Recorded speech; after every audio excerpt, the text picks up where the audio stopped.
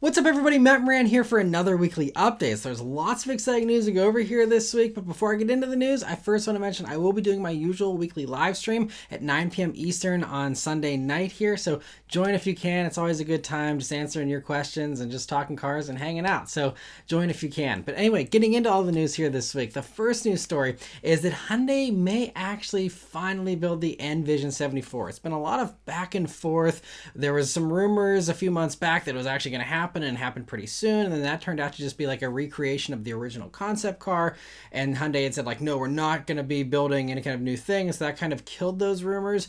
And then it seemed like there was other suggestions from actual Hyundai executives that this thing was happening, and just to paraphrase a few of them, two different executives said essentially that it's possible and that they're serious and that they personally want to do it. Hyundai Group's chief creative officer said very plainly, this could come to production. We have the platform.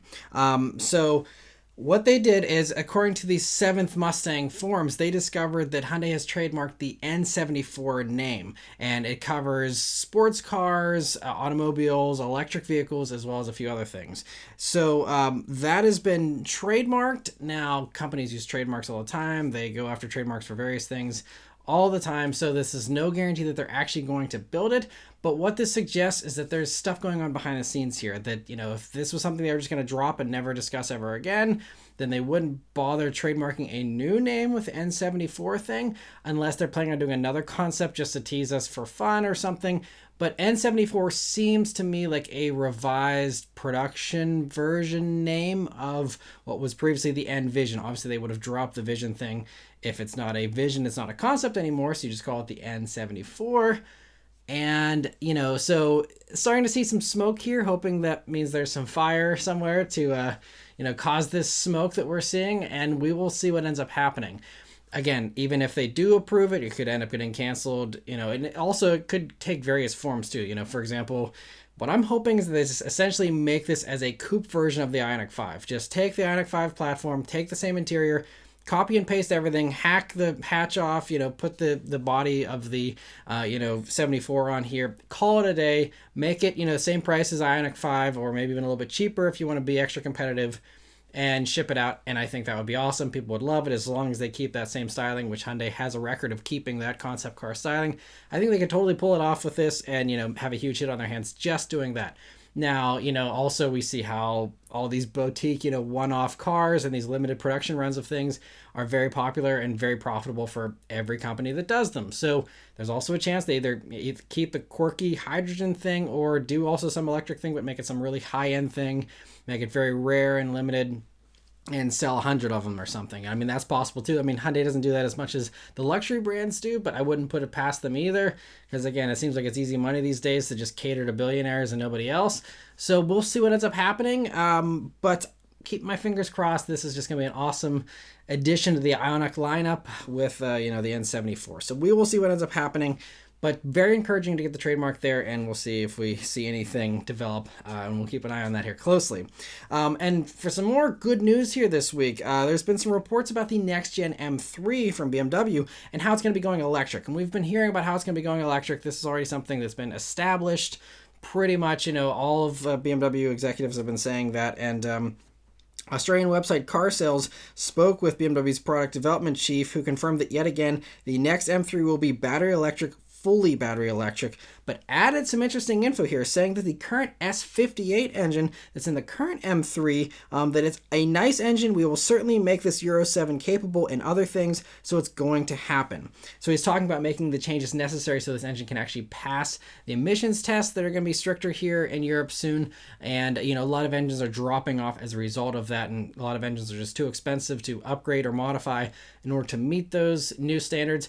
But they're investing the money here for the S58 to do that. Now, they didn't say what changes they're going to make, whether it's going to be downgraded in power, if they're going to swap, to something else, swapping turbos we've seen from other companies and things like that. We'll see what ends up happening with this one. But he also clarified that we will not have two different classes. There will be coexistence of the internal combustion and the EV solutions in the market, which is necessary. So that's also an interesting touch. They're going to have right alongside the electric one, they'll have a gas one, and both of them will be called the M3 supposedly. Maybe one will be IM3 or something.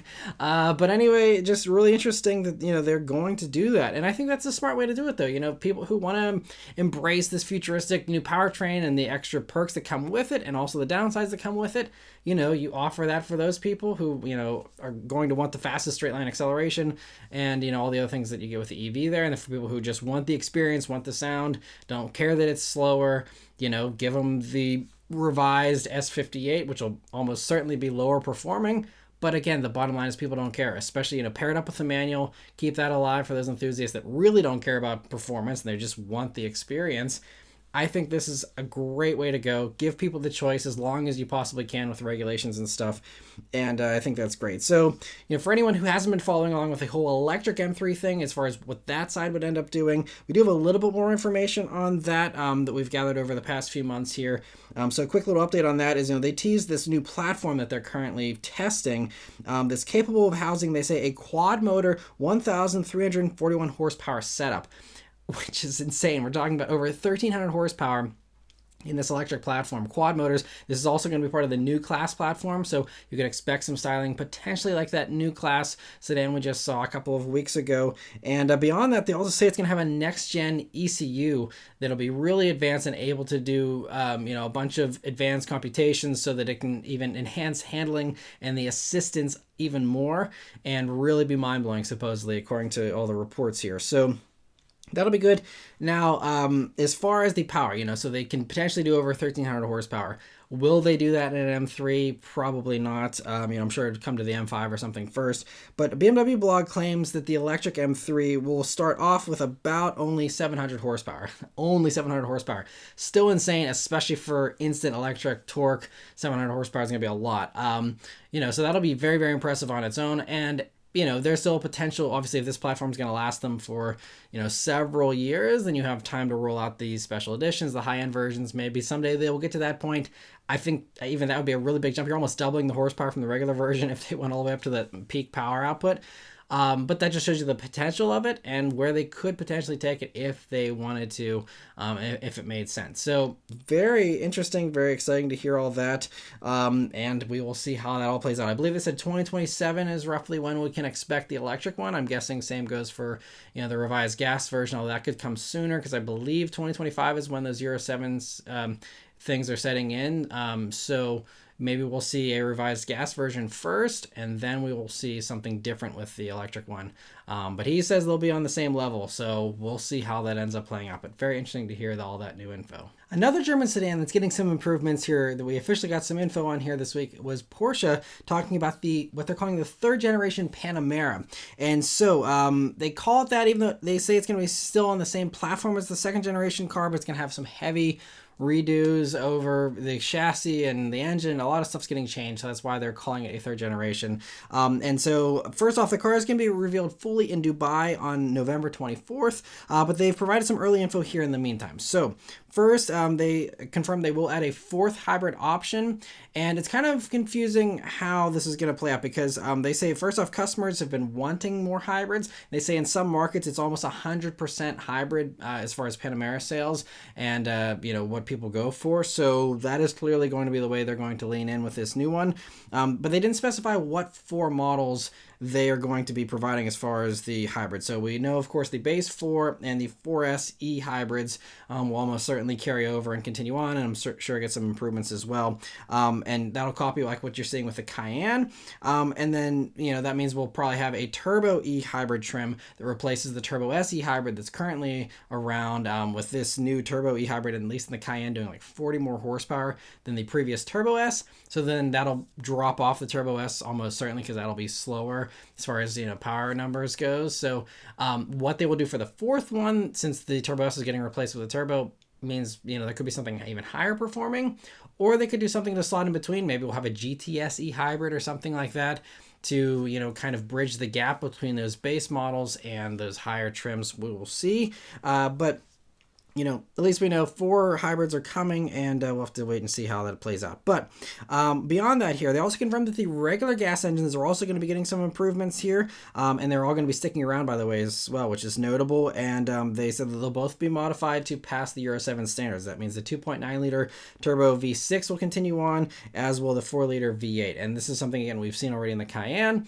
So again, copy and paste all that stuff. I can assume you're going to copy and paste the same interior as the Cayenne, and some other styling cues, like probably some components of the headlights and things like that, since they do share a good bit of stuff. So anyway, on top of that though, they said all Panameras are also going to be getting a brand new PDK dual clutch transmission that in the hybrids will be integrating the electric motor completely into the transmission housing for better efficiency.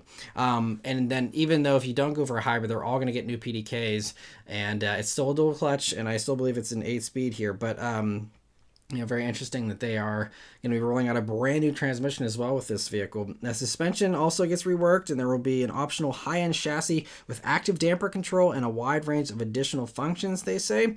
And the standard suspension also even gets improved, where it now gets a 2-valve semi-active shock absorber as standard.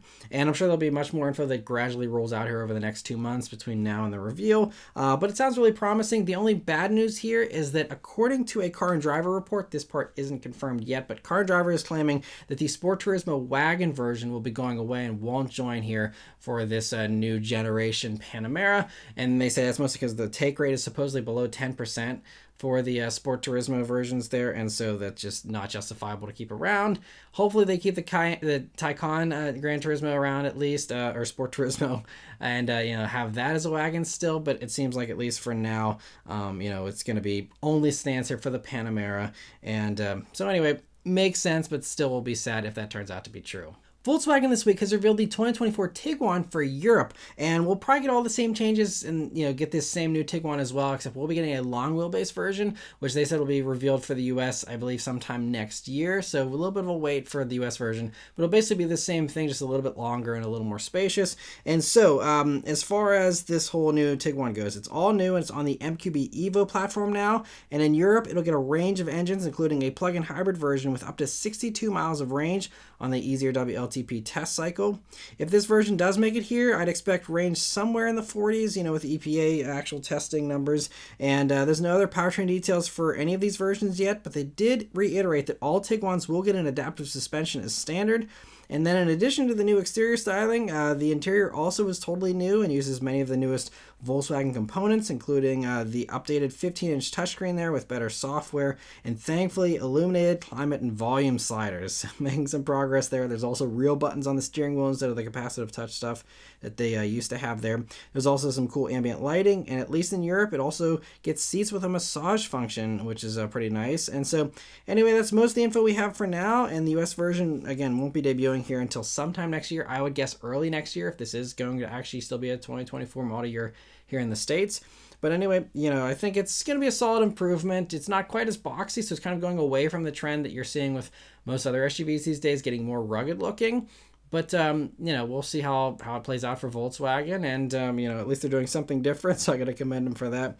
And so anyway, interesting to see that. One other plug-in hybrid that unfortunately is definitely not coming to the US, at least for now, it's been confirmed, is the 2025 Ford Ranger plug-in hybrid. So it debuted in Australia and will be available there along with select other markets globally, of course. But Ford confirmed to Autoblog here that we won't get it here in the US, but they didn't explain why. It just seems kind of baffling. I mean, and Ford even said they're going to go in more on hybrids in their recent financial meeting that they had. So it just seems kind of strange, and it seems like it's just inevitable that this is what they should be doing eventually. I'm guessing the priority is just other markets, and then we will get it eventually. But the fact that Ford told Autoblog they're not bringing it here at all is just kind of strange. But anyway, there's not too much info even for global markets about this yet. They just say it's going to be using the 2.3-liter EcoBoost 4-cylinder and do more torque than any other Ranger in Australia, meaning over 443 pound-feet of torque that the diesel version offers. So that'll be a lot of torque if, even if it just matches that, but it's going to be even beyond that, supposedly. Plus, as they say, it's going to have over 27 miles or up to 27 miles of electric range, and the Pro Power onboard generator is now going to be available in the Ranger for the first time, thanks to the hybrid hybridization there, all while doing the same 7,700 pound tow rating. And so it'll arrive in 2025, and it makes me wonder if, okay, maybe they don't want to do this to the Ranger for whatever reason. Maybe someday we could see some type of plug-in hybrid Mustang EcoBoost. If that also uses the same 2.3, packaging and stuff might be more of a challenge, but you could potentially, if we're talking about 2.3 motor paired up with a hybrid assistance doing over 443 pound-feet of torque, we're talking about V8 beating torque and a plug-in hybrid setup in a Mustang EcoBoost. Could be a really cool new option. Again, maybe it's a little far-fetched. We will see, if something like that ever happens. But anyway, interesting to see the Ranger. It's just a shame we don't get it here in the States. Jaguar this week has announced that they are also joining the bandwagon here and adopting the NACS Tesla charge port for any of their new EVs that are their next generation stuff that's coming in 2025. And that's when they're supposedly going to be having these new ones arrive. I'm still skeptical of that date, but that's what they're planning, so they threw that in here with their announcement about the switchover. They also say that current Jaguars will also have access to the supercharger network, but they didn't specify when. They just said that they will be supplying adapters for current iPace owners. I don't know if they're giving them out for free or if they're going to make them available for purchase, but they're going to facilitate that in the meantime. And but I mean, all the other car companies are saying 2024, early 2024 is when they'll be able to get access to the Tesla supercharger network, even though some people already do access it and use it. So it's kind of confusing as far as that part goes. But the other confusing thing is they didn't make any announcement about Land Rover, even though Land Rover currently doesn't have any EVs. There's assumed there's going to be stuff, and they've been talking about electric Range Rovers and stuff coming. Maybe that's not coming before 2025, or it's just assumed that they will have the new charge port if the Jaguars are getting it, but there wasn't any kind of official announcement here this week, so we'll just have to wait and see about that component, but I'm sure they'll both do the same thing. But anyway, good to see another one joining in here with the whole Tesla connector switch over, and it makes everything easier for everybody else. And for the last news story here this week, UK's Prime Minister announced this week that they're delaying their ban of new internal combustion engine vehicles not being allowed to be sold. So previously the rule was 2030 was when the ban was going to take effect. Now it's 2035. So they've pushed it back 5 years. And in this case, I'm happy to say I told you so. I have said for several years now, whenever all these things started coming out with, everything's going to be done by 2035, 2030, whatever the case is, I was like, things change, different administrations come in. I mean, all kinds of things can adjust these timelines, depending on the reality of the situations too, not even regarding politics, but just if, charging network isn't up to snuff, if, they just can't make those deadlines, a lot of that stuff's going to end up getting pushed back, and we're already seeing that. Now, admittedly, this 2035 adjustment brings them simply in line with the rest of Europe, which also is planning for a 2035 phase out for the most part.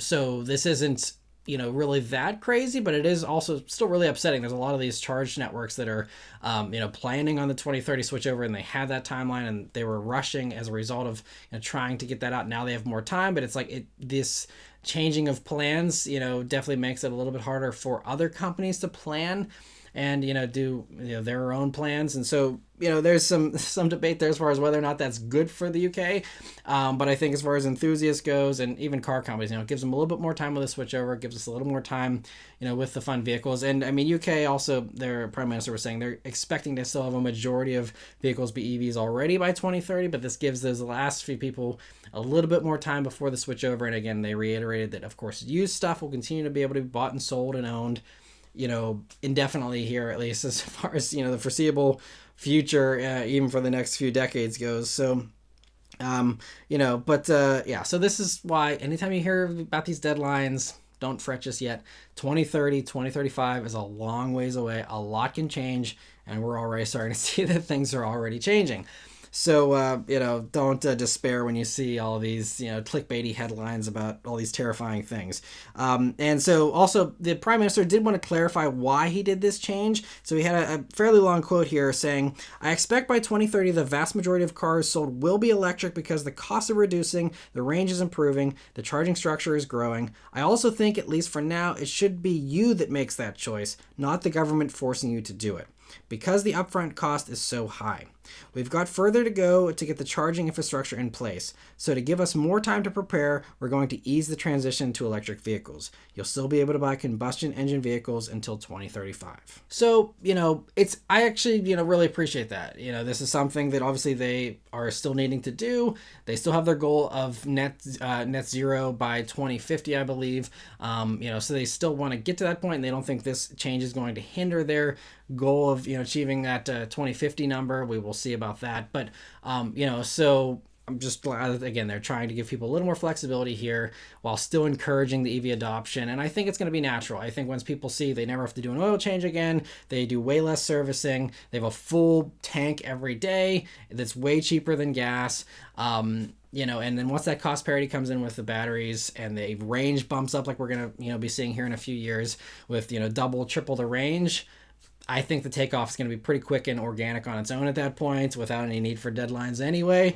But good to see they're giving people a little bit more leeway there, as far as the actual deadline. So very interesting to hear that. Let me know your thoughts on all that stuff in the comments below. But lastly, I want to thank all of you that are members of the Maran Motoring Club. So we did have one new member that was able to join this past week thanks to Kyle's membership gifts in the last live stream. And so Kyle, huge thanks once again to you for the generosity every week with supplying so many people with those gifted memberships. I'm sure they all really, really appreciate it.